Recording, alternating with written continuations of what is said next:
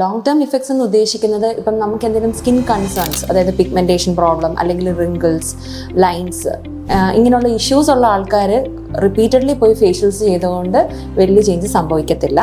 അതിന് medical grade ആയിട്ടുള്ള treatments തന്നെ ചെയ്യേണ്ടതായിട്ടുണ്ട്.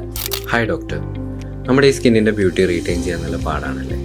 എല്ലാ മാസവും പാർലറിൽ പോയി ഫേഷ്യൽ ചെയ്യുന്നുണ്ട്, പക്ഷേ 2-3 ദിവസത്തേക്ക് അതിൻ്റെ എഫക്റ്റ് ഉള്ളൂ. ലോങ് ലാസ്റ്റിംഗ് ആയിട്ടുള്ള ഒരു ഗ്ലോ കിട്ടാൻ എന്തെങ്കിലും ട്രീറ്റ്മെൻറ്റ് ഉണ്ടോ?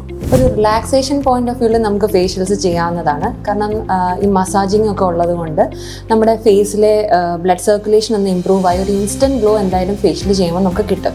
പക്ഷേ അതൊരു ലോങ് ടേം ഇഫക്റ്റ് നമുക്കൊരിക്കലും അതിൽ നിന്ന് എക്സ്പെക്ട് ചെയ്യാൻ പറ്റത്തില്ല. സോ ഇതുപോലെ എന്തെങ്കിലും ഇമ്മീഡിയറ്റ് ആയിട്ട് ഒരു ഫംഗ്ഷനോ പാർട്ടീസോ എന്തെങ്കിലും വരുന്നുണ്ടെങ്കിൽ നമുക്ക് ചെയ്യാൻ പറ്റുന്ന മെഡിക്കൽ ഗ്രേഡ് പ്രൊസീജിയേഴ്സ് ആണ് പീൽസും അതുപോലെ തന്നെ ലേസേഴ്സും.